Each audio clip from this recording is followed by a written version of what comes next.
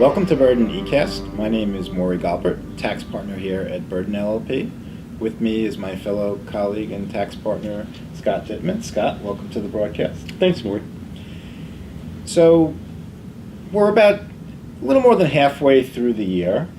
We've spent a lot of time talking about estate planning in some prior eCasts, but we think it's important now to start focusing from an income tax perspective on some important changes that are coming up that I think aren't getting quite enough attention in the world and the press in general. And Scott, sort of walk us through what some of those important rate changes are going to be. Well, at the end of the year, Maury, as if the Congress doesn't act, we're going to end up with rate increases that kick in because the Bush tax cuts expire. So the top marginal rate, for example, is going to go up for an individual from 35% up to 39.6%. And in addition to that, the rates that one has to pay on capital gains and dividends are also going to go up.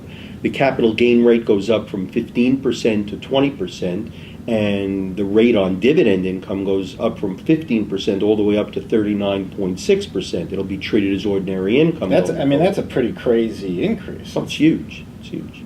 And it affects a lot of people, I think, because a lot of people have shifted to higher yielding investments because interest rates have been so low, and this is not something that I think a lot of people are talking about in terms of portfolios.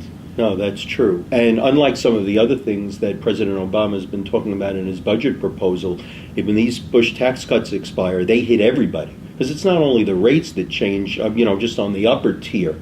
There are lower tax brackets that, 10% tax bracket that goes away even for lower income. And I believe there's also a 0% tax bracket for certain capital gains if your income is below a certain level. Right, and there's some phase-outs of itemized deductions and exemptions and all kinds of other things that are just going to expire at the end of the year if Congress doesn't act. So there are some pretty significant rate changes that people really need to be focused on as they're going about their lives from now through the end of the year, because they're going to have a significant impact on behavior, I think. Yeah, exactly.